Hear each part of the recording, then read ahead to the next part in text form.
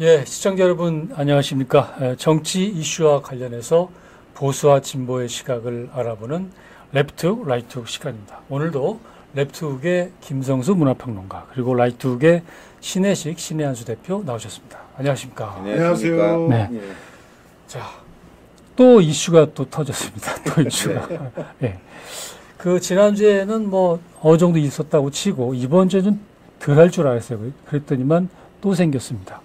자, 먼저 첫 주제는 윤석열 대통령과 한동훈 국민의힘 대표의 비공개 만남 소식부터 다뤄보겠는데요. 어저께 낮에 대통령과 한동훈 대표가 만났습니다. 1시간 반 정도 이상 만난 것 같은데 결국에는 그동안에 이제 두 분 사이에 알게 모르게 좀 마찰이 있었다 이렇게 이제 봤던 시각이 지배적이었었죠. 근데 앞으로는 뭐 당정이 원팀으로 돼서 좀 잘해보자 이런 뜻이 아니겠냐 이렇게 보겠는데 먼저 신혜식 대표부터 좀 말씀해 주시죠. 네, 취재한 바에 따르면 일단 10분이 아니라 1시간 반 정도의 네. 만남이었고 정진석 비서실장이 끝까지 자리를 배석했다고 합니다. 네. 3명이 이제 함께 있었던 것으로 보이고 그 다음에 최근 논란이 되고 있는 이제 원내대표 이제 러닝메이트인 정책위 의장 인선과 관련돼서는 얘기가 없었다. 통상적인 얘기를 했다. 이렇게 이제 대통령실에서는 발표를 했는데 네. 만남은 한동훈 측에서 요구해서 긴급하게 만나게 됐다고 합니다. 그러니까 이제 당대표고 지금 정책위 의장 부분을 이제 교체하고 싶은 거죠. 정점식 의원에 대해서. 그게 좀 어렵다 보니까 이제 대통령을 만나서 인선 관련한 부분을 이제 논의하려고 한 거겠죠. 그러다가 이제, 직접적인 얘기는 못하고 대통령이 당의 일은, 당대표가 알아서 해야 되는 것이 아니냐. 요 정도로 지금 현재까지 발표된 내용입니다. 네, 네. 저는 당연히 만나야 되고 또 만남을 통해서 당정 관계에 대한 꼬여있는 부분을 풀어내야 된다라고 생각합니다. 근데 이게 참 비공개로 만나고 뭐 10분이었다, 1시간 반이었다 이러면서 아직까지도 약간의 약간 이제 불협화음 같은 것들이 보이는 부분이 있습니다. 그런데 저는 이제 윤석열 대통령이 하루라도 빨리 한동훈 당대표에게 하고 싶은 일을 다 할 수 있게 밀어줘야 된다고 봅니다. 왜냐하면은 지금 대통령은 외교라든가 안보라든가 또 국방 여러 가지를 좀 처리해야 되는 상황이고 네. 당대표가 이 국내 정치 문제는 좀 해결을 해야 되지 않냐. 그동안 이제 무대에 서지 않고 무대 뒤에서 이러쿵 저러쿵 말이 많았거든요. 뭐 이렇게 하면 잘 될 수 있다. 저렇게 하면 잘 될 수 있다. 총선은 대통령이 관여해서 잘못됐다. 그래서 내가 이번에 당대표 나왔다. 그러면서 이제 또 이번에도 한 일주일 돼가는데 이거 뭐 정책위 의장이 안 바뀌어서 그래서 내가 어렵다. 뭐 이래서 어렵다. 저래서 어렵다.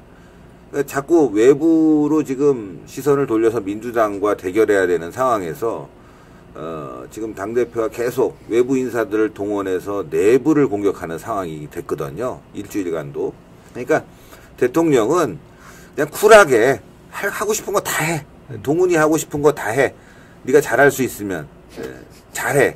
다 해봐. 이렇게 해주는 게 맞지 않을까 싶고 그런 차원에서 비공개 이 만남도 아마 급하게 성사된 것이 아닌가 싶어요. 그러면서 이제 또 이렇게 나오는 얘기를 보면은 넓게 포용해서 자기 사람을 만들었으면 좋겠다. 이렇게 뭐 당부하는 그런 얘기도 있었던 것 같은데. 예. 자, 김성수 평론가가 우리 신 대표 얘기하는 중간에 이렇게 옆모습을 보면서 살짝 미소를 지으셨어요. 그게 어떤 의미가 있는지 궁금해지네요. 아니, 엊그저께 신투뷰에서 아니 뭐 한동훈 이 배신자 도대체 언제까지 믿을 수 있느냐, 특검 추진한다고 하지 않느냐 이러면서 화를 냈던 신혜식 대표가 갑자기 한동훈한테 모든 걸 다 맡겨야 된다 그 나라를 갖다 말아먹어라라는 얘기인지 좀 이해를 할 수가 없네요. 사실 이번 그 만남은 한동훈이 똥줄이 탔기 때문에 그 먼저 만나자고 했던 거 아니에요. 사실 그 정책위의장을 갖다 바꾸고 싶어서 안달이 났는데 당은 장악하지 못하였고 정책위의장은 그만둘 생각이 없고 그러니 한동훈의 당대표로서의 그 행보는 제한이 되고 그러니까 갑자기 가딸이라고 합니다. 가발의 딸들. 네. 가딸들이 그냥 준동해가지고 그냥 정점식을 갖다가 공격을 하고 있으니 그걸 뭐 언론들도 보호해 줄 수가 없잖아요. 여태껏 개딸들 그렇게 공격하다가 개딸보다 더한 가딸들이 나타나가지고 난리를 치고 있습니다. 한 딸이라는 얘기도 있던데. 예, 예. 뭐 저희는 가딸이라고 들어가지고 네. 하여튼 용어를 정리해 주시면 그 네. 용어를 사용하도록 하겠습니다. 근데 그러니 지금 사실은 뭐 일도 제대로 시작하기 전에 뭐 진짜 오히려 배신자나 그 말썽장이 프레임만 강화될 수 있는 그런 상황이 돼버렸잖아요. 그러니까 이거를 좀 나름대로 풀고 싶었던 것 같은데 지금 윤석열 대통령이 얘기를 하고 있는 것은 그냥 네가 알아서 해라예요. 네가 알아서 해라라고 하는 그 의미는 너의 정치력으로 그걸 돌파해 내봐라 이런 얘기거든요. 그럼 돕지 않겠다는 얘기예요.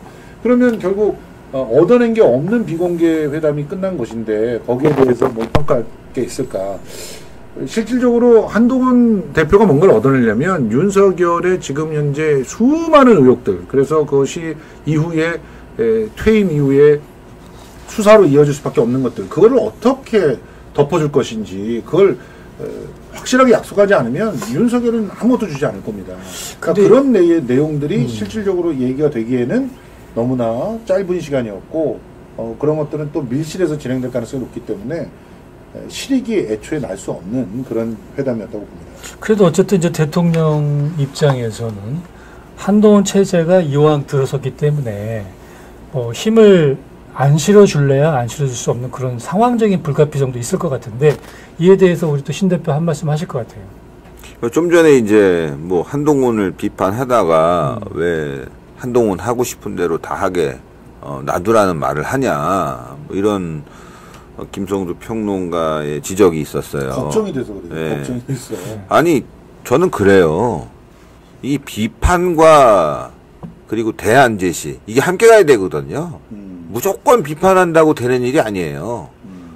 자 그러면 당대표가 들어섰고 대통령 입장에서 뭐 계속 싸웁니까? 그럴 수는 없잖아요. 아무리 배신자라고 하더라도 그래도 위치가 주어진 만큼 협조를 해야 됩니다. 예, 그리고 잘할 수 있게끔 도와줘야 돼요. 근데 제가 한동훈을 비판하는 이유는 잘할 수 있겠냐 이거죠. 잘할 수 있겠냐. 자, 정책위 의장을 지금 바꾸려고 하는데 정점식 의원을 바꾸려고 하는 이유가 이제 정족수가 부족하다. 네.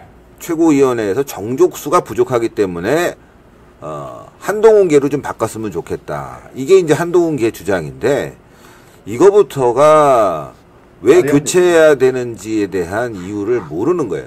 최고위원회의는요 어떤 표결로 이루어지는 게 아닙니다. 예, 정당의 최고위원회의는 좋은 안이 있으면 나머지 5사람이든 6사람이든 뭐 그 이상이 반대해도 당대표가 이거는 밀고 나가야 된다고 하면 가는 거예요. 그리고 나머지는 또 인정을 해주고, 예. 그리고 아무리 나쁜 안이라고 하더라도 또 필요하다면, 그걸 논의를 통해서 서로 조율을 하는 거죠. 이게 뭐 표결을 통해서, 손을 들어갖고, 자, 이 안 뭐 찬성합니까? 반대합니까? 이거는 그야말로 이제, 여야가 대치 상황에서나 지금, 할 수 있는 일인데 사실 그것도 우리가 숫자적으로 분리하니까 모든 것이 민주당의 일방적인 주장대로 가고 있지 않습니까? 근데 당 내에 들어와서는 이 표결이라는 부분을 떠나서 개파가 누가 맞냐 정냐를 떠나서 전략적으로 우위에 선택할 수 있는 부분을 당대표가 현명하게 선택을 해야 되는 거예요. 10명이 좋아해도 한 명이 반대하면 그 의견이 맞다고 하면 그걸 따라가는 게 당대표죠. 당대표 왜 둡니까, 그러면? 왜 선거합니까? 그러면서 지금, 최고위원 중, 아니죠. 정책위 의장을 교체하겠다고, 하는 그런 모습의 일환으로 대통령을 만났다고 한다면 대통령도 참 실망스러울 거예요. 지금 현안들이 얼마나 많은데 인선 문제를 가지고 왔으니. 그러나 그럼에도 불구하고 할 수 있는 걸 다 해라. 그리고 지금 친윤들도 마찬가지예요. 그거 고집할 필요가 없어요. 결국에는 욕은 친윤이 먹을 겁니다. 이 상황에서 무슨 문제가 터지면 친윤이 잘못해서 정책위 의장 하나 교체 안 해줘갖고 이런 문제가 터졌다고 할 거 아니겠어요? 그러니까 친윤들도 내려놓고 도와줄 건 적극적으로 도와주세요. 잘 안 되잖아요. 뭐든지 할 수 있고 내가 이재명과 싸워서 제일 잘 싸울 수 있는 사람이라고 하니까 그럼 밀어줘 보는 거죠. 그래도 안 됐다. 그렇게 밀어줘도 안 됐다 그러면 무대 위에선 한동훈의 실력을 그대로 드러낸 것이고 그건 또 당원들이 또 결정한 문제 아니겠어요? 그래서 저는 이게 믿고 안 믿고가에 떠나서 어떤 진영이 또 대한민국이 잘 되기 위해서는 이 지금 정해진 당대표가 일을 할 수 있게 밀어주는 것도 그건 당연한 거고 그건 전략적으로 맞는 선택이다 이렇게 봅니다. 우리 김평론가. 예. 사실은 그러면 당이 어떻게 되겠어요? 지금 굉장히 중요한 말씀하셨어요. 최고위원들 숫자 싸움하는 거 아니다. 정치력으로 설득을 하고 돌파해내야 되는 거 아니냐. 그걸 못하니까 찌질이처럼 가가지고 형이 자꾸 애들 갖다가 시키니까 내가 일을 못하겠잖아 이러면서 남 탓을 하고 있는 거 아닙니까? 이런 자를 뽑아놨으니 국민의힘이 그것을 책임져야죠. 근데 이게 왜 심각하냐면 그럼 사안이 있을 때마다 이럴 거예요? 최고위원들이 자기 개파라고 해도 그 사람들이 뇌를 갖다가 한동훈한테 의탁하지 않는 이상 다른 생각이 있을 수 있을 거 아니에요. 그때도 설득 못하면 이런 식으로 나올 거예요? 남 탓하고 윤석열한테 떠넘기고 이럴 겁니까?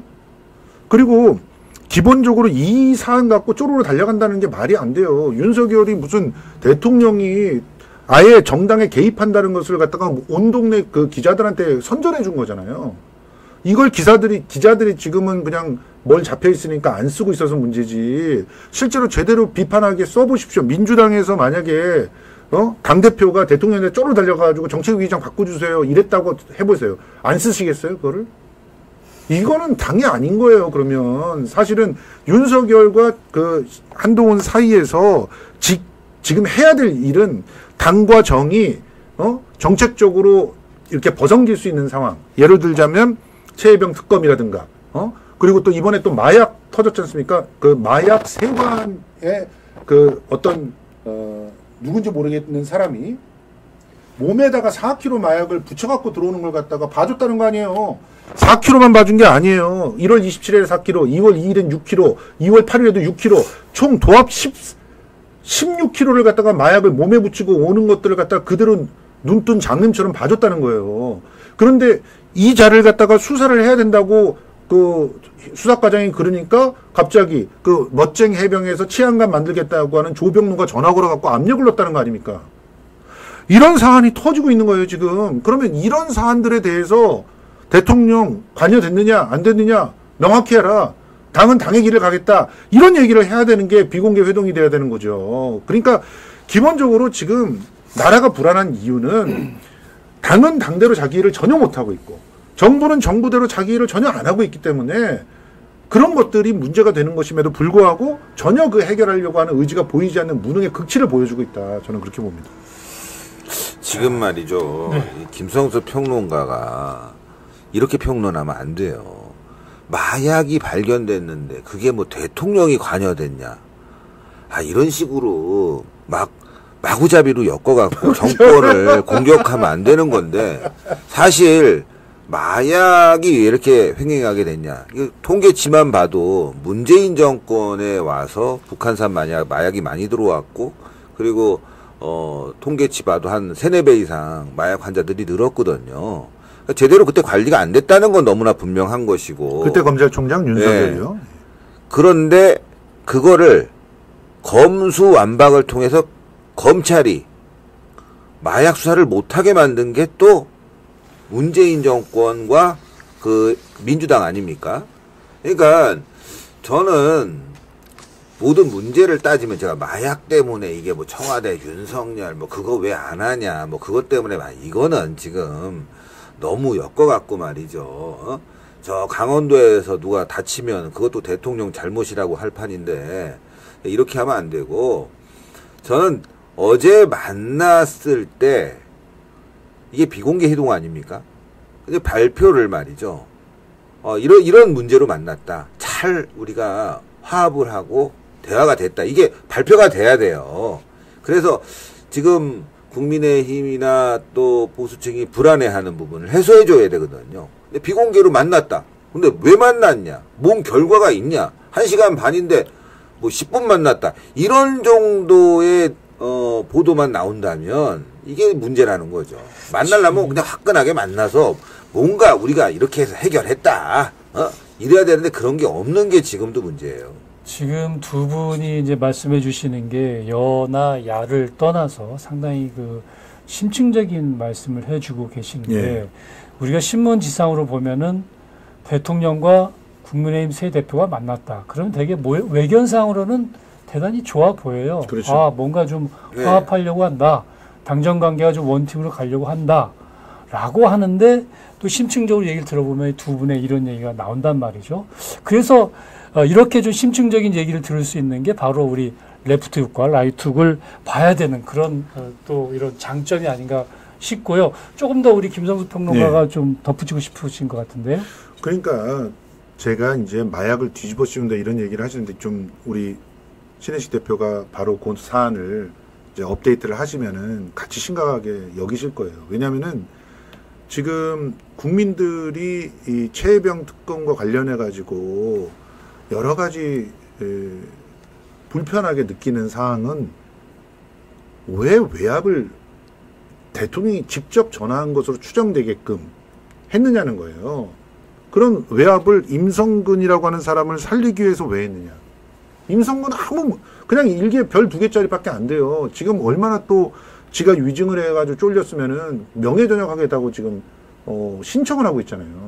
그러니까 뭐 줏대도 없고 군인 정신도 없고 그리고 자기 그 공명심에 나대다가 사고 나게 만든 그런 사람일 뿐이에요. 근데 왜 임성근을 살리려고 했느냐?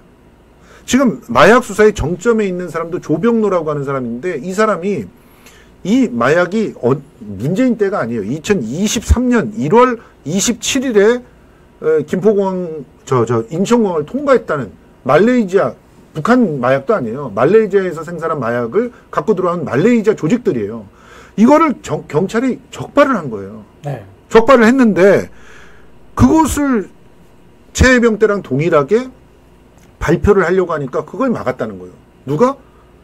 그 멋쟁해병의 단톡방에서 최모경이라고 하는 사람이 모시던 사람, 조병로라고 하는 경무관이 전화를 해서 그걸 막았다는 거예요.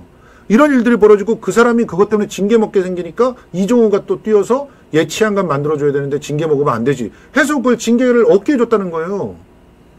이런 사안들이 터져 나오는 것을 당대표로서는 이런 리스크를 관리하지 않으면 우리가 지방선거도 그냥 개판 난다. 그러니 당신이 이 문제에 대해서 정확하게 해지를 해라 라고 대통령한테 요구를 하든가 아니면은 지금 현재 벌어지고 있는 것들 거부권만 행사한다고 다 되는 게 아니다. 사실은 오늘도 언론들이 다 뭐라고 얘기했냐면 그 국회 내에서 계속적으로 필리버스터와 그다음에 그 단독 그 가결과 그리고 이후에 거부권이 되는 게 악순환되고 있다. 이 고리를 깨야 된다. 어떻게 깨요? 거부권을 행사하지 않아 깨는 거죠. 대통령이 자기와 관련돼 있는 자기 가족과 관련돼 있는 부분에 대해서는 특검을 받아야 되는 거예요. 특검이든 뭐든 더한 거라도 받아내서 그걸 정면 돌파할 의지가 있어야 되는 겁니다. 그런데 그거를 지속적으로 거부권으로 모든 걸 막으려고 하고 그 부담을 전부 당한테 떠넘기고 있는데 당이 거수기도 아닌 이상 그리고 거기서 당대표가 된 이상은 그 부분에 대해서 문제제기를 하면서 자기의 나름대로의 정치를 풀어나가야 되는 거죠. 그러기 위해서 만난 줄 알았더니 가서 결국 한다는 말이 당내에 내가 좀 안심하고 좀 일을 할 수 있게 형식과 하나 빼줘. 이런 식으로 만났다라고 하는 것은 이거는 정치가 아니라는 거죠. 우리 신 대표도 한 말씀 하실 것 같은데. 아니 지금 뭐든지 뭐 터지면 다 대통령이 잘못됐고 단톡방에서 마약 거래가 있는 것처럼 이런 식으로 토론하면요. 진짜 배가 산으로 가는 거죠. 여러분 아시겠지만 이재명 조폭 관련 연관된 얼마나 추악한 일들이 많았습니까? 시장실에 잠시만요. 예. 여기 참 단톡방에 그 신 대표만한 평론가가 없다 이렇게 하시고 또 어떤 분은 내가 듣고 싶은 얘기만 듣는 것은 아무 발전이 없다. 좌우가 토론을 해야 합리적인 것은 듣고 뭐 그게 좋은 거죠. 이렇게 하면서 우리 채팅방 내에서도 서로 이렇게 갑론을박이 벌어지고 있습니다. 욕하는 분도 막 올라오고 그랬어요. 막 예, 두 분 뭐 욕하는 분도 계시고 칭찬하는 분도 계시고 뭐 그런 것 네. 같습니다. 어쨌든 이렇게 계속 지금 채팅방에 참여하는 분들은 많이 늘어나고 있습니다. 계속해서 말씀하시죠. 예. 지금 이 김성수 평론가를 보면서 야, 이 좌파들이 끈질기구나. 어? 세월호 사건도 마찬가지거든요. 뭐 대통령이 뭐 세월호를 침몰시키려고 했겠습니까? 국정원이 그랬겠습니까? 근데 결국 그 한 방향으로 달려가면서 똑같은 얘기를 하거든요. 결국 그것 때문에 우리 사회가 흔들리고 예를 들어서 연평도 포격, 천안함 폭침 이거 북한이 한 거 너무나 분명하잖아요. 미군이 했다, 잠수함과 충돌했다. 지금도 마찬가지. 왜 마약이 갑자기 대통령실과 연관이 됩니까? 근데 계속 그걸 몰아붙이시는데 저는 그래요. 말은 전반적으로 맞아요. 현안이 많은데 굳이 가서 1시간 반 동안 그 얘기를 하냐? 이건 맞지만 이 현안이란 게 그렇습니다. 지금 특검도 과거에 우리가 특검을 안 한 게 아니에요. 여러 번의 특검을 했는데 그 특검들은 뭐 현철이 때도 했고 뭐 김대중 김홍업 사건 때도 있었고 뭐 온로비 사건 뭐 등등등 많았지만 그런 것도 이제 경찰 수사가 미진해서 결과가 잘못 나왔을 때 국민들이 납득하지 못했을 때 그때 이제 특검에 들어간 경우인데 지금은 2년 동안 수사하고 지네들 그것도 문재인 정권에서 뭐 아무것도 드러나지 않았는 그 도이치모터스 사건 그리고 지금 누가 봐도 명백하게 그 최재형이란 목사가 거의 사기에 준한 몰카를 찍어갖고 선물을 갖다가 던지게 해온 이게 던지기예요. 그것도 마약처럼 던지기 했더라고요. 그러니까 그런 사람들 문제를 가지고 특검을 하자고 계속 몰아붙이니 이쪽에서는 이러이러한 사안이 있으니까 이건 특검을 가기 전에 조사를 먼저 하자. 그래서 심지어는 김건희 여사를 검찰이 소환 조사하지 않았습니까? 결과를 다 보고 그래도 국민들이 미진하다고 하면 그때 가서 여야가 합의해서 특검에 들어가야지 일방적으로 숫자적으로 몰아붙인다? 전 이런 부분이 정치냐 이거죠. 예, 여야가 지금 정치를 하는 게 아니라요. 이거 국민들을 갖고 약 올리는 쇼를 하고 있다. 자, 자연스럽게 저희가 준비한 2번 질문으로 지금 넘어가고 있습니다. 두 분의 이제 말씀을 통해서 그 영부인 김건희 여사를 보좌하기 위한 제2부속실 영부인을 접촉하기 위해서는 앞으로 공식 경로를 통해야 되는 것이고 그걸 통해서 기강회의 문제가 없도록 하겠다. 뭐 이게 골자인 것 같습니다. 역대 정부에서도 가장 신경 쓴 일 중에 하나가 영부인이라든가 친인척 관리가 될 텐데요. 그럼에도 불구하고 이 정치권에서는 뭐 가더라 뭐 하더라 뭐 어땠다더라 인사에 개입했다더라 뭐 이런 얘기들이 좀 나오는 것 같습니다. 그래서 역대 정권을 막론하고 자 그러면 제2부속실을 설치하면은 이러한 부분들이 명품백 뭐 이런 사건들 이런 것들이 잘 관리가 될 수 있을까요? 먼저 우리 김성수 평론가 한 말씀 해주시죠. 아니 본인이 의지가 없는데 무슨 관리가 어떻게 됩니까? 제2부속실을 갖다가 만들려고 하는 거 사실은 그 정확하게 모든 그 동선과 또 접견자들이 전부 기록으로 남게 하려고 제2부속실이 존재하는 거거든요. 그런데 영부인의 그 의지가 그걸 갖다 충분히 따르겠다는 의지가 있어야 그 제2부속실의 시스템이라고 하는 게 도입이 되는 거예요. 겉으로 제2부속실만 만든다고 되는 게 아니죠. 벌써부터 신문의 만평으로 V2에서 제2부속실로 간판만 교체했다. 이런 얘기들 나오고 있잖아요. 그 이유는 영부인이 보세요. 다른 거 다 떠나서 뭐 지금 검찰의 소환 조사를 받았다 그러는데 그게 무슨 소환 조사예요? 콜검쇼지. 영부인이 진짜 시스템을 따르겠다라고 하면 제대로 검찰에 출두해가지고 자기가 조사를 받으면 돼요. 그런데 말이 됩니까? 일단 보안이니 뭐니 핑계대면서 경호처라고 하는 거는 대통령실의 부속 그 건물이라고 봐야 되는 거예요. 검찰의 부속 건물이 아니잖아요. 대통령실 부속 건물에 검사들을 불러와서 휴대폰까지 압수하고 지금 조사를 받는 게 그게 가능합니까? 저도 앞으로 그래야 되겠어요. 아유, 우리 사무실로 오라고 조사하려고. 그리고 휴대폰 다 내놓으라고. 이거 폭발하면 어떡하냐고. 그러니까 이런 것들을 하는데 어떻게 제2부속실을 갖다가 만든다고 해서 그게 효능감이 있겠어요. 근데 이 지점은 그 야권에서도 일정 부분은 제2부속실 설치에 대해서 이런 뭐 어떤 이 사건이 발생된 것과는 별개로 영부인 일정이나 이런 것들을 관리하려면 제2부속실이 필요하다. 별개건으로 좀 얘기를 했으면 좋겠는데, 어쨌든 지금 이제 김성수 평론가가 말씀하셨는데 신 대표도 좀 입을 앙다물고 지금 또 한 말씀 하시려고 합니다. 예. 그러니까 지금 김성수 평론가가 뭐 제2부속실을 만들어도 별 효용없다. 뭐 이런 거 아니겠어요.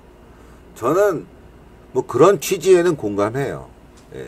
당사자의 의지가 중요합니다. 그럼요. 당사자의 의지가 중요한데 제2부속실을 만든다는 건 결국 영부인에 대한 메시지, 일정 관리 이게 좀 세련돼야 된다. 여러 가지 메시지가 중구난방이고 또 그런 과정에서 실수가 있다.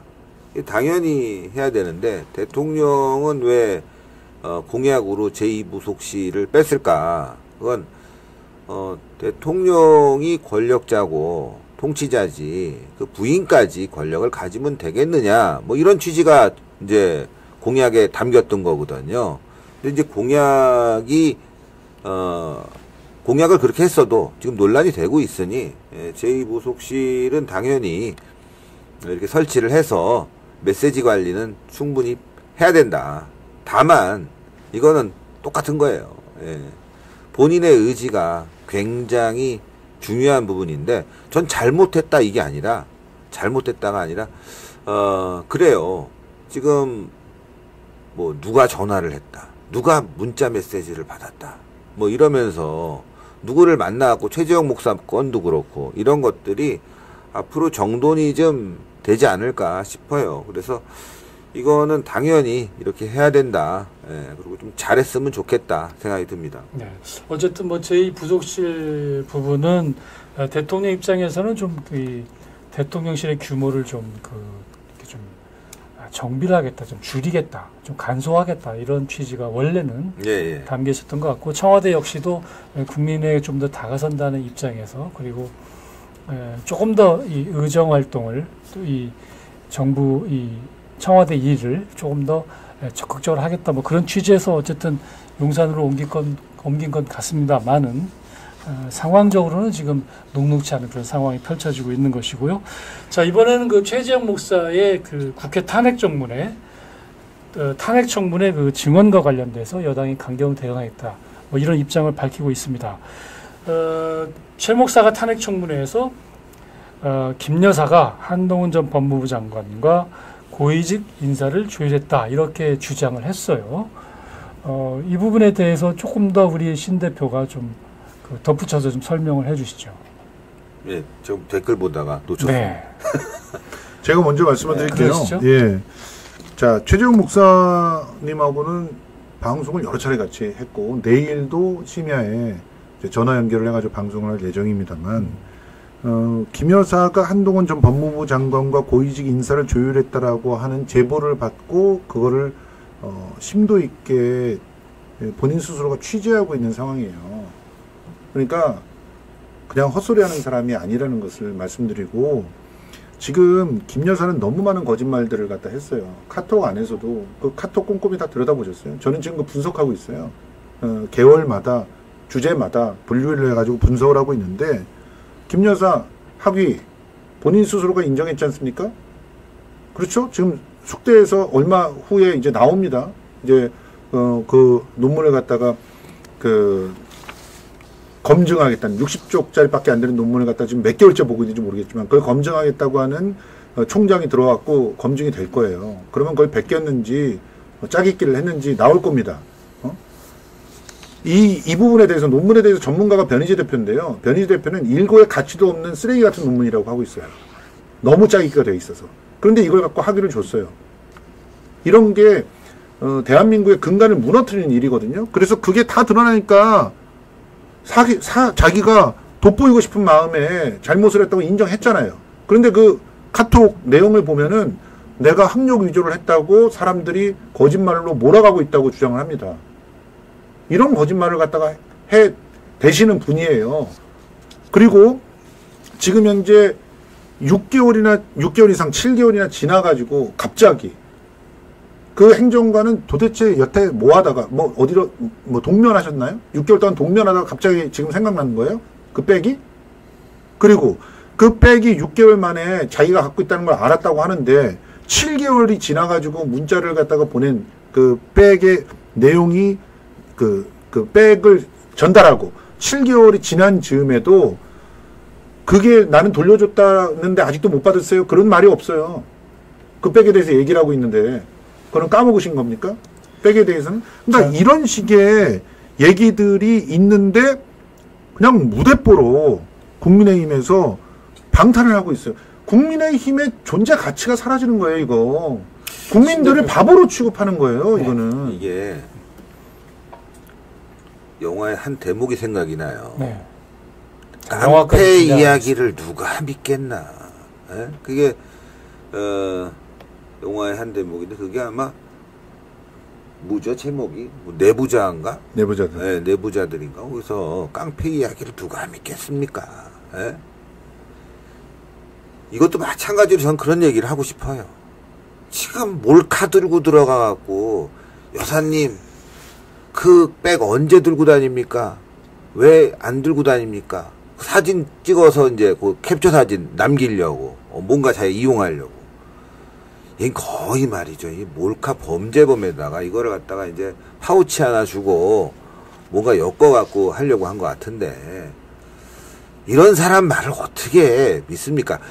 어떤 행동을 했을 때 그 행동이 정당하고 그 정당한 행동을 통해서 자기 주장을 해야 되는 거예요. 뭐 폭력을 동원한다든가 사람을 속인다든가 그런 식으로 해갖고 자기 주장을 하면요.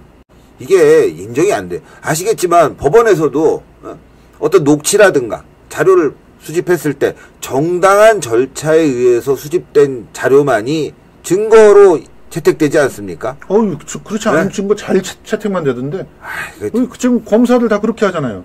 태블릿 PC가 정당하게 된 거예요? 최소한은 동의하지 않았잖아요. 그러니까, 알고 있잖아, 우리도 다. 지금 태블릿 PC 하나 가지고 막 전반적으로 다 막 모든 게 다 그러. 아니 뭐 그렇지 않다. 아니 법에는 그렇게 돼 있다는 얘기예요. 그건 인정을 해야지. 태블릿 PC는 그렇잖아, 솔직히. 그러니까 법에는 그렇게 돼 있다 이거예요. 또 변호사가 그렇게 주장하니까. 근데 지금 이 최재형 목사라는 사람의 증언이 이건 정말 저는 믿을 수 있는지. 그래서 지금 국민의힘에서도 이 가짜뉴스 TF를 만든다고 하지 않습니까? 사기 특검 가짜뉴스 TF. 지금 이게 완전히 민주당의 하나의 그 스피커가 돼가지고 가짜뉴스와 또 이런 몰카와 관련된 공작을 막 퍼뜨리는 사람 얘기인데 저는 이거는 물론 이 사람이 한 행동에 대해서 당한 것은 억울하지만 잘못됐지만 이 사람이 말하는 걸 다 고지고대로 다 들을 수 있냐. 아까 좀 전에도 우리 김성도 평론가가 논문 표절이 있었다. 근데 김건희 여사가 왜 내 학력을 안 믿어줘요?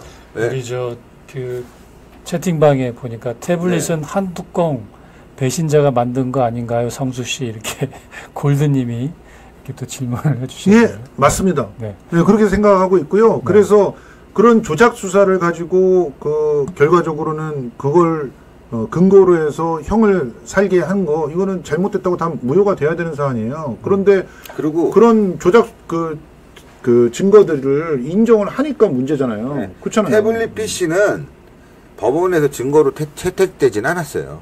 예. 근데 다만 문제는 뭐냐? 이게 여론 조작에 이용됐던 거죠. 태블릿 PC 안에 이런 서류가 있습니다. JTBC가 방송하고 이건 최순실 겁니다. 라고 해서 그때 어마어마하게 국민들이 충격을 받았지 않습니까? 거기 나온 자료 가지고. 그러나 실제로 재판에서는 태블릿 PC가 증거로 활용되진 않았어요. 자, 그러면 우리 최재형 목사 관련해서 이제 일각에서는 왜 그러면 이렇게 몰카를 했느냐. 그전에는 뭐 워낙 그 집안 사이도 그렇고 상당히 그 김건희 여사 쪽 친했는데 정권이 출범한 이후에는 여러 번 이제 만나려고 시도를 했으나 만나주지 않았다. 뭐 그래서 이제 이 명분백을 활용을 해서 뭐 기회를 이렇게 만나는 기회를 뭐 잡게 됐다. 뭐 이런 얘기도 있어요. 그 뭐 서운해서 한 건지 그 아니면 진짜 구국의 심정으로 한 건지 어떻게 보세요, 우리 저 김성수 평론가? 아니 본인이 그렇게 주장을 하고 있는데요. 눈앞에서 금융위원을 여사가 정하는 그런 통화 내용을 들었고, 그래서 이거는 너무 말이 안 되는 그런 상황이다라고 생각이 되어서 이거를 증거로 좀 잡아야 되겠다라는 그런 그 의지를 가지고 언더커버의 역할을 했다라고 하지 않습니까? 언론도 보도를 하지 않고 그런 일들이 벌어지고 있다는 것을 그 누구도 모르고 있는 상황이기 때문에 그걸 알리려고 했다는 거예요. 공적인 관심사가 될 수밖에 없는 사안이니까. 그러니까 지금 우리 대한민국이 자유민주주의 국가라고 하면서 이런 언더커버 형태의 취재라든가 폭로 이런 거를 인정하지 않으면 그거는 기본적으로 밀실에서 자기네들끼리 그 주고받는 그런 엄청난 이권들을 어떻게 밝혀냅니까? 밝혀낼 수가 없는 거잖아요. 우리가 공익제보자를 왜 보호해야 됩니까?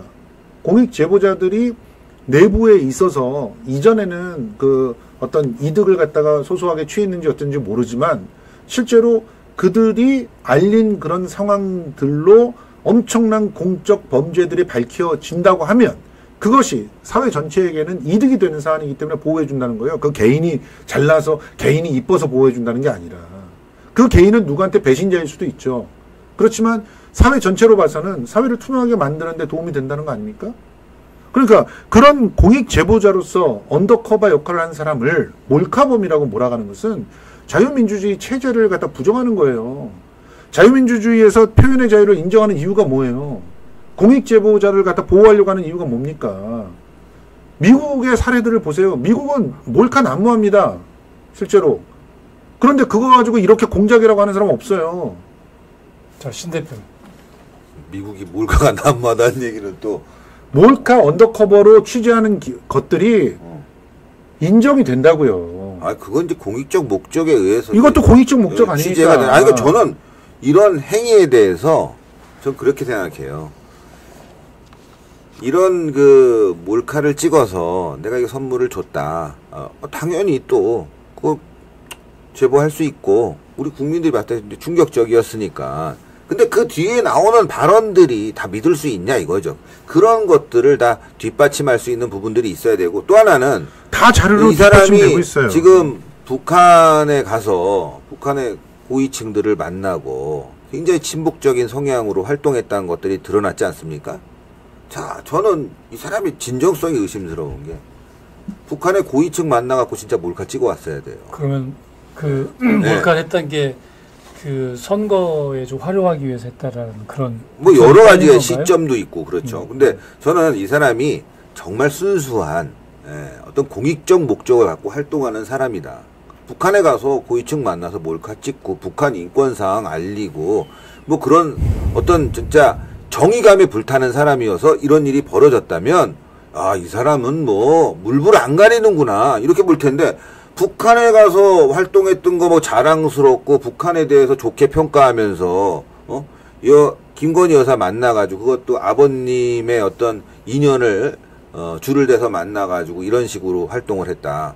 그래서 많은 사람들이 이 사람의 저희가 뭐냐 도대체 누구를 이롭게 하는 거냐 이게 이런 얘기가 나올 수뿐이 없는 거죠. 그래서 아무리 좋은 목적을 가졌다고 하더라도 이 최재형 목사의 여러 가지 활동이라든가 상황을 보면 이건 의도를 갖고 한 것이다. 선거라든가 대한민국 정부에 대한 타격이라든가 이런 부분의 의도를 여실히 볼 수 있다는 거죠. 제가 그 김성수 평론가님한테 한번 여쭤볼게요. 네. 일단 그 최재형 목사를 약간 좀 그 두둔하는 입장에서 이제 말씀을 해오셨는데, 저희는 이제 사실 그 방공 교육을 받고 자란 세대잖아요. 그러다 보니까 아무래도 이 북한에 대해서는 좀 이제 네거티브한 부정적인 생각을 갖기 마련인데 예를 들어서 우리 종교의 자유 관련해 가지고 북한에는 뭐 절이 몇 개 있다, 뭐 교회가 몇 개 있다 그랬는데 그 최재형 목사는 이제 교회가 뭐 몇백 개 있다, 뭐 이렇게 얘기를 했던 것 같아요 와서. 그러니까 이 탈북민들 시각에서는 저건 거짓말이다라고 이렇게 또 얘기도 나오는 것 같아요. 요 지점에서 그 우리 그 평론가님은 어떻게 생각을 하시는지 좀 궁금합니다. 그러니까 이런 일종의 그 프레임들이 이제 저는 기독교인으로서 기독교인의 신앙적 양심으로서 증언할 수 있는데요. 네. 북한은 교회가 많습니다. 근데 그것이 교회라고 하는 공간을 우리나라처럼 이렇게 나와서 교회란 공간을 만들고 거기서 예배를 드리고 그렇게 되는 것은 공식적으로 인정된 몇 개밖에 없죠. 그렇지만 교회는 하나님의 이름으로 둘만 모이면 그것이 교회예요. 그래서 가정교회들로 우리나라도 시작을 했어요. 네? 처음에 그 기독교가 들어와서 전파될 때 그 가정교회에서 출발했고 그런 가정교회들이 다양하게 있고 실제로 그 가정교회의 예배와 그 신앙들을 알고 있는 목회자들이 우리나라의 북에서 직접 확인한 사람들이 굉장히 많습니다. 근데 그것을 교회가 없다라고 이렇게 얘기를 한다는 것은 기본적으로 기본 개념이 다른 그런 얘기고요. 최재형 목사가 증언한 내용들도 가정교회들이 수백 개가 있다고 얘기한 거지 이렇게 번듯하게 건물 지어가지고 교회다라고 하는 식으로 있었던 거, 그건 오히려 종교의 자유를 선전하기 위해서 만들어 놓은 쇼일 가능성이 높죠. 그런 교회들을 놓고 교회와 교회끼리 연대하자 이런 것들이 문제가 있을 수 있다는 사실은 한국의 기독교의 특히 대북 사업을 하는 분들이 하면 다들 알고 있는 사안입니다. 그러니까 그런 사안을 가지고 얘기를 하는 것은 사실은 최재형 목사의 친북적인 어떤 행위들을 갖다가 좀 강조하기 위한 그런 언술이라고 보고요. 기본적으로 이분이 지속적으로 그 여사와 만나가지고 하고 싶었던 것은 바로 그 북한을 갖다 제대로 알고 북한과 원활한 그런 교류와 협력을 통해서 민족이 같이 잘 살 수 있는 길을 모색해 보는 그런 일들을 좀 하고 싶어서 만났던 거 아닙니까? 그것도 개인적 사리사욕을 위한 만남이 아니었어요. 근데 지금 그 국민의힘에서는 사리사욕을 위해서 만나서 뭔가 자기가 로비를 하려고 했는데 그게 틀어져 가지고 그래서 공격을 하는 조작을 했다 이런 식으로 몰아가는데 그거 나중에 어떻게 입증하시려고 그래요? 신 대표님. 참 이게 김성수 평론가가 뭔가를 빼놓고 얘기하는 것 같은데 북한에 가정교회가 수백 개 있다. 2명씩 있다. 한 몇백 명, 몇천 명 있나 봅니다. 예, 뭐 그거 있을 수 있겠죠. 예, 우리가 얘기하고 싶은 거는 북한의 종교 자유가 있느냐일 거예요. 그러면 북한의 종교 자유가 없기 때문에 숨어서 교인들이 예배 보는 거 아니겠어요? 자, 그렇다면 이런 가정교회 활동을 지원하는 최재형은요, 북한 입장에서 봤을 때는 반동입니다. 역적이에요. 바로 직결 처형이고 정치범 수용소에 가야 됩니다. 근데 이 사람이 북한에서 아주 최고위층을 만나고 다닌단 말이에요. 대한민국에 내려와서도 뭐 김건희 여사를 만나서 북한 바로 알기? 아니, 목사라는 사람이 북한을 바로 알기? 그러면 북한의 현실을 그대로 알려야죠. 진짜 가정교회 찍어가지고 그 사람들이 직결 처형당하고 총살로 고문당하고 뭐 그런 일들이 비일비재하게 북한에서 아시겠지만 대한민국 드라마를 봐도 고등학생이 봤는데 총살 직결 처형당했어요. 근데 무슨 종교를 활동을 할 수가 있겠습니까? 성경책 보는 순간 그 자리에서 총살이죠. 아유, 말도 안 되는 소리 하지 마시고요. 그런 일은 없어요. 종교의 자유를 논할 때 그런 정도라면은 그 정도의 종교의 자유는 북한에 있습니다. 말도 안 되는 소리 하세요. 지금 아니, 증거 자료를 내놔보세요. 성경책 발언들, 들고 다녔다고 총살을 당했다는 사람 증거를 아니, 지금 내놓으라고. 이런 발언들이 어떻게 이 방송에서 나올 수가 있죠? 말이 안 되는 국가보안법으로 잡아가야 되는 거 아닙니까? 무슨 국가보안법입니까? 네? 아니, 제가 지금 뭐 북한을 찬양했어요? 이 찬양 고무죠, 이게. 북한이 말도 안 종교의 자유가 되는 소리 없어요. 아니, 지금 말도 안 되는 소리. 종교의 자유라고 하는 범위에 들어가야 될 내용이. 탈북자들의 말을 들어보세요. 탈북자들의 말. 하나님이라는 표현, 이것만 나와도, 그냥 가는 겁니다. 북한에서는 유일사상 김일성, 김정일, 김정은뿐이 없는 거예요. 거기 어떻게 기독교라는 사상이 들어갈 수 있겠습니까? 심지어 중국에서마저도 기독교가 탄압당하는 상황인데 여기서 지금 김성수 평론가가 아무리 북한을 좋게 본다 그래서 북한에서 성경책을 끼고 거리를 다닌다고요? 아니 어떻게 그런 성경책을 소지했다고 해서 총살당하지는 않는다고 얘기했지. 아니, 성경책을 끼고 다닌다고 안 했잖아요. 그렇게 소지하면 말을 총살이에요. 아유 말도 안 되는 소리 하지 마세요. 아니 말도 안 돼. 탈북자분들 보시고 댓글 올려주세요. 아니 진짜 이거는 탈북자들과 한번 토론을 해봅시다. 토론해봐도 돼요 이거는. 아니 성경책을 소지했는데 아무 문제가 없다. 대한민국 드라마를 봐도요 그냥 총살이에요. 북한이 가장 두려워하는 게 뭐냐? 사상의 자유예요. 네? 이 체제가 무너지는 외부의 정부로부터 적극적으로 막는다. 북한에서 선전용으로 만들어놨다는 그 교회에서는 성경책 들고 다니는데 총살 왜 안 해요? 그 광고 아니에요? 여러분 광고에 그러니까 지금 이게 앞뒤가 안 맞는 얘기 하지 마시라고요. 이 사람 이거 진짜 이거 아니 본인이 이거 말도 안 본인이 아니 그 사람들이 교회입니까, 그게? 선전을 하든 광고를 하든 그런 현상들을 분명히 보고 있는데 아니 지금 그러니까 종교의 아니 보셨잖아요. 유튜브에서 젊은 애가 나와가지고 북한은 아름다워요. 저는 뭐 이렇게 해서 햄버거도 먹어요. 그게 진짜입니까?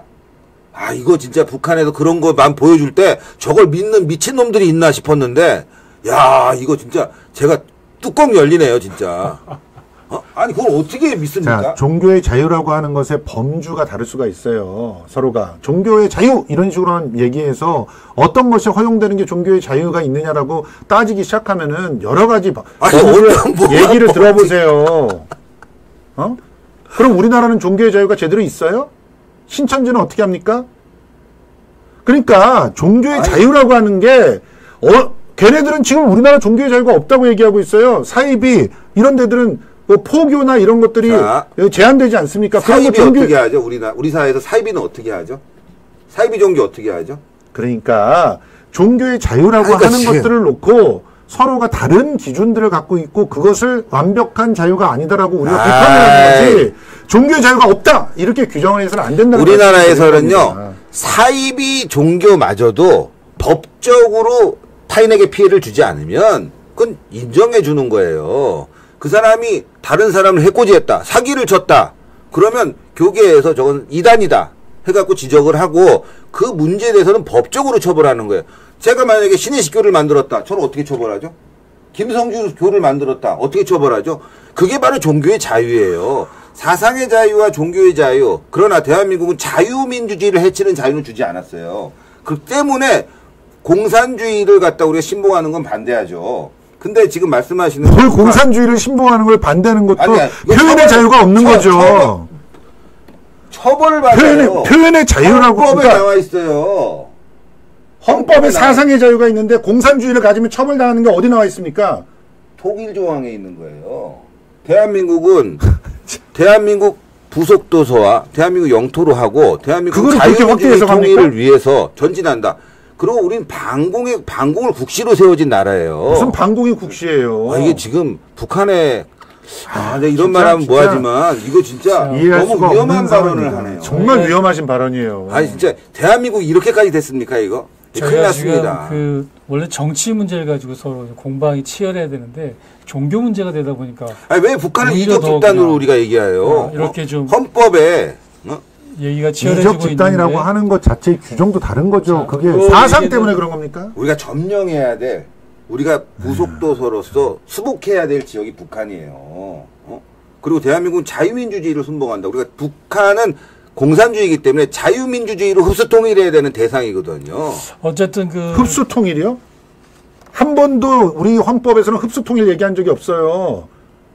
무슨 소리 하고 계세요? 통일이야? 평화통일을 얘기하고 있죠. 평화통일이 어딨어?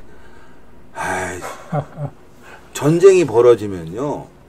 전쟁을 갖다가 버려서 한다는 게 흡수통일 아닙니까? 무슨 소리예요? 우리가 힘을 눌러서 통일하는 게 흡수통일이고 때로는 전쟁이 필요한 거죠. 그럼 왜 우리가 전쟁 신봉을 갖다가 하시면서 이렇게 얘기하지 마세요. 전쟁 신봉이 전쟁이 아니에요. 우리나라에서 일어나면 블룸버그 통신에서도 5,500조가 날아가고 수백만이 죽는다 그랬어요. 저는 지금 살고 있는 다 김포예요. 지금 전쟁의 위협을 자꾸 이런 식으로 아무렇지도 않게 얘기하는 사람들은 문제가 심각하다고 하는 거예요 지금. 그럼 북한과 우리 대결해서 우리가 지금 자유민주주의를 지켜야 되고 북한을 흡수통일해서 북한에서 노예처럼 살고 있는 주민들을 해방시켜야 되는데 아니 진짜 흡수통일이 헌법적 사항이 아니라는 거예요. 반헌법적 사항. 우크라이나가 왜 전쟁을 합니까?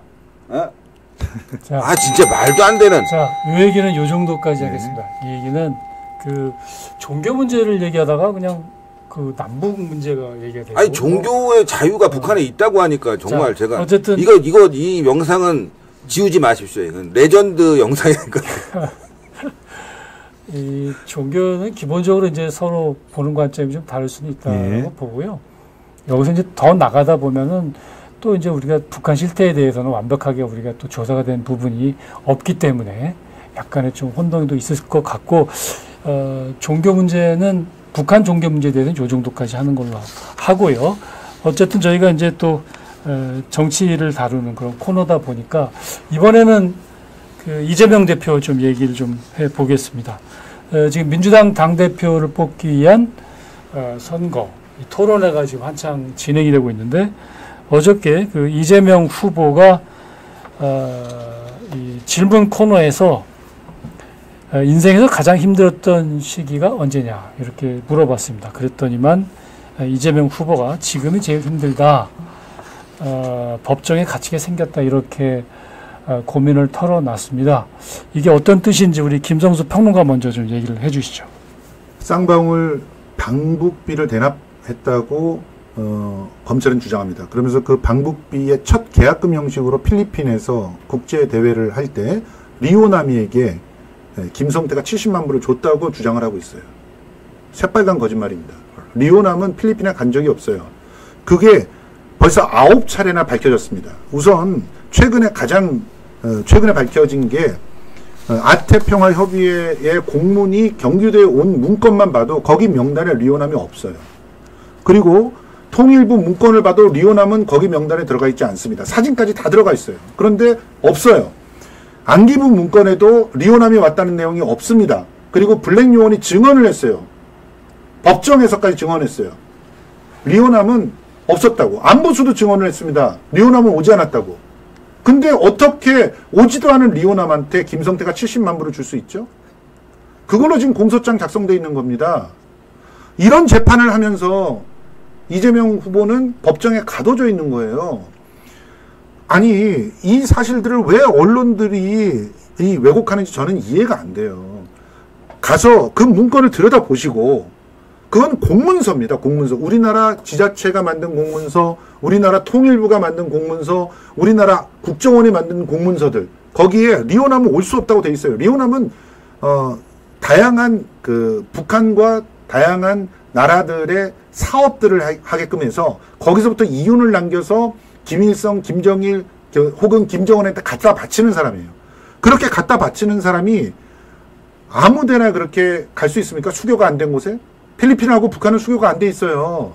갈 수가 없는 곳이에요. 그러면 특별한 비자를 받아야 돼요. 그건 정치인들만 가능한 겁니다. 그 리오남은 정치인이 아니에요. 사실은 사업가지. 그러니까 이런 그 기초적인 사실조차도 뭉개면서 검찰에 의해서 조작되어 있는 수사가 진행되고 있는 것이 지금 이재명의 재판이고요. 그러니까 힘들다고 하는 말을 하는 것이죠. 오늘 우리 레프트 라이트 이 개설한 이후로 가장 뜨거운 시간이 아닌가 싶은데, 자, 어쨌든 김성수 평론가는 이재명 전 대표 입장에서 보면은 대단히 억울한 지점이 너무너무 많다. 그러면서 하나의 사례를 들었던 거고요. 자, 신혜식 대표님. 계좌로 줬나 보자. 저기 댓글도 올라오고 뭐 아마도 계좌가 다 동결돼 있는데 그리고 계좌로 어떻게 북한이 본인이 현금으로 줬다고 얘기했어요. 주장이 그렇게 현금도 공소장을 보고 얘기하세요. 예를 들어서 누구한테 돈 줄 때 계좌로 이체하면 다 현금이에요. 예. 또 차명 계좌도 있을 수 있고. 그러니까 저는 이게 말이죠. 재판 결과를 보자 이거예요. 그리고 또 하나가 그러면 그 돈이 어디로 갔겠습니까? 예?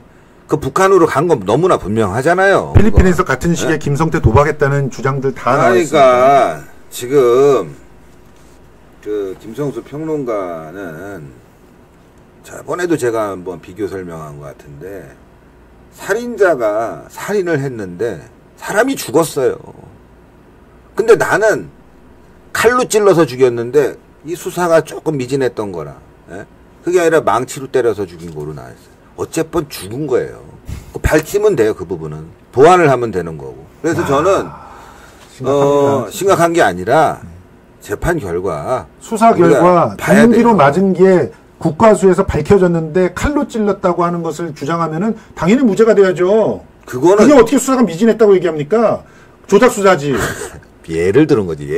예를 조작이 아니라 죽은 사람은 있잖아. 제가 얘기를 들은 거는 그놈이 망치로 때렸던 칼로 찔렀던 하여튼 죽인 건 살인자란 얘기지. 조작. 그래서 이거 김성수 평론가는 사람을 죽였는데 유영철이 원래는 망치로 때려 죽였는데 칼로 죽였는데 이건 조작 수사다. 유영철은 무죄다. 이럴 수 있냐 이거예요. 제 얘기는. 유영철이 살해를 안 했으면 그 유영철은 그 사건에 대해서 무죄가 나와야죠. 아니 그게 정의 아닙니까? 범행 도구가 살짝 법에 의해서 이거지. 법에 의해서 다스려져야 된다는 게 법치주의 원칙입니다. 네, 맞습니다. 근데 어떤 법치주의 원칙이라는 것 법을 검찰이 결과를 좀 봅시다. 법이 몇 가지 사안을 안 지키잖아요. 아니 몇 가지 사안을 가지고. 자, 다른 거 다 떠나서 지금 그 이재명 대표와 관련돼 있는 여러 가지 범죄 의혹 중에서 뇌물과 관련돼 있는 것들을 다 병합해서 하나의 재판으로 만들 수가 있습니다. 그렇게 해주는 게 인권을 위해서 필요한 일이고 또 재판을 효율적으로 하기 위해서도 필요해요. 그걸 다른 재판부가 보면은 재판부끼리 서로가 달라가지고 엉뚱한 결과가 나올 수 있으니까 그런 걸 막기 위해서라도 병합을 해요. 왜 병합 안 해줍니까? 어떤 거 병합을 안 해줬다는 거예요? 대장동 쌍방울 사건하고 대장동하고 병합을 안 하잖아요. 아니, 전혀 다른 사건이에요. 뇌물이잖아요. 동일한 건. 이게 지금 이거는 하나는요. 여기는 외국환 관리법 위반에 북한과 관련된 예민한 문제들이 있고 외국환 관리법 위반 등등은 아니요. 김성태가 저지른 죄고요. 아니 그러니까 여기에는 핵심은 그 이재명에게 걸려있는 거는 뇌물이잖아요. 뇌물. 3자 뇌물. 자, 신 대표 얘기 좀 더 들어보시죠. 네.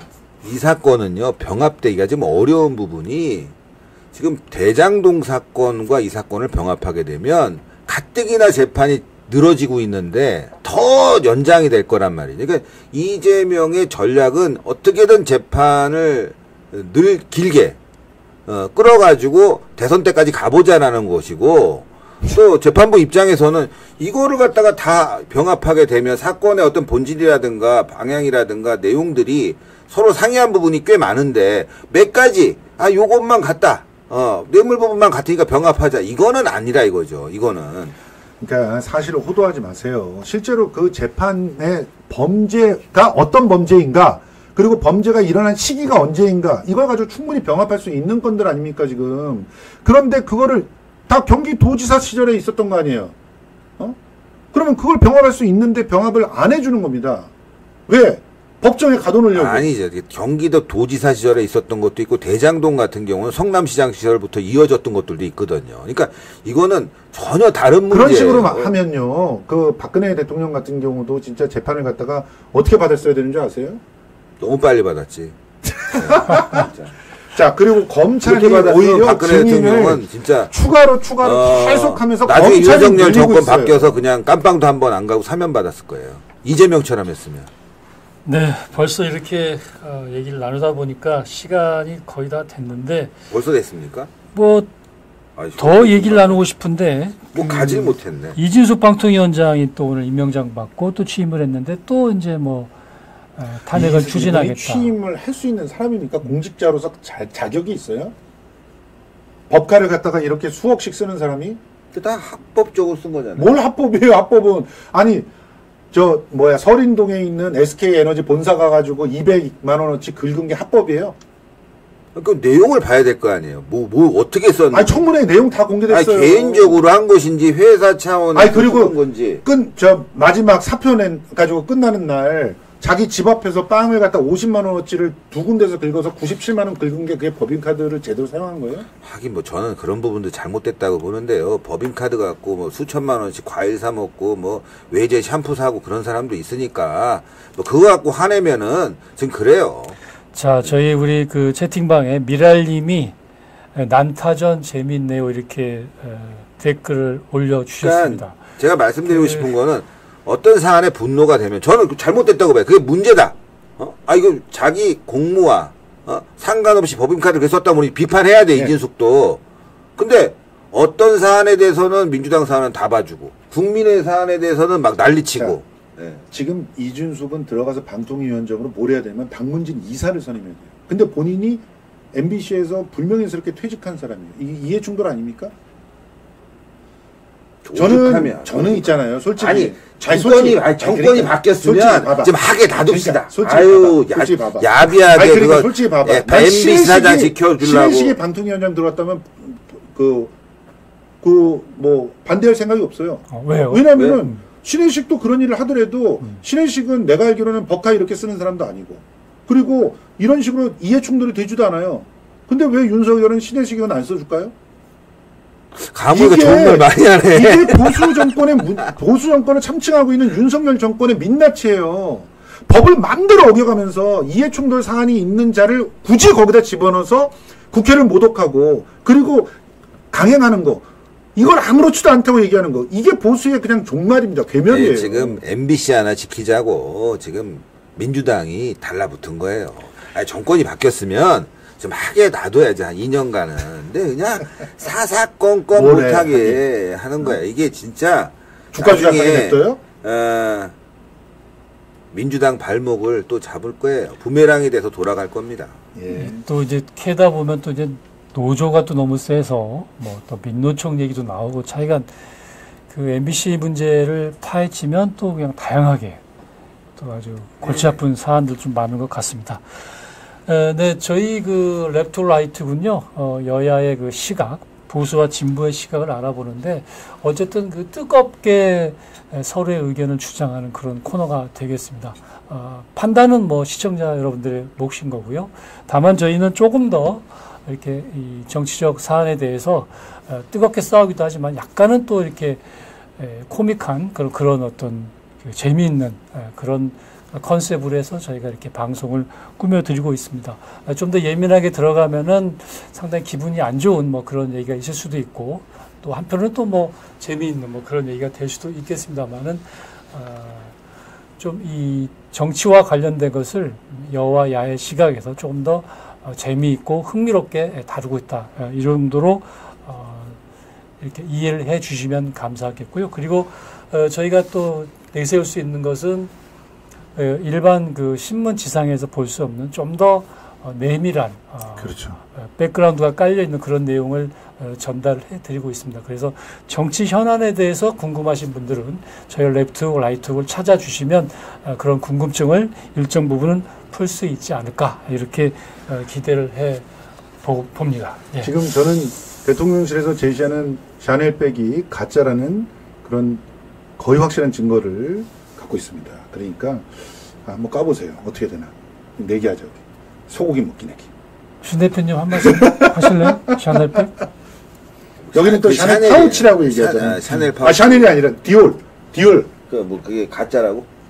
지금 그쪽에서 내세우는 게 가짜라고 하는. 그러면 뭐 최재형이 가짜 줬나 보지. 뭐. 자, 여기서 말을 제가 끊겠습니다. 예. 요런 게 재밌어요. 사실은 얘기는 더 하고 싶어요. 오늘 굉장히 재밌는 시간이었는데요. 오늘 그 랩투 라이트 시간은 시간 관계상 여기서 접도록 하겠습니다. 시청자 여러분 그리고 열심히 채팅방을 통해서 의견을 내주신 모든 분들께 진심으로 감사의 말씀을 드립니다.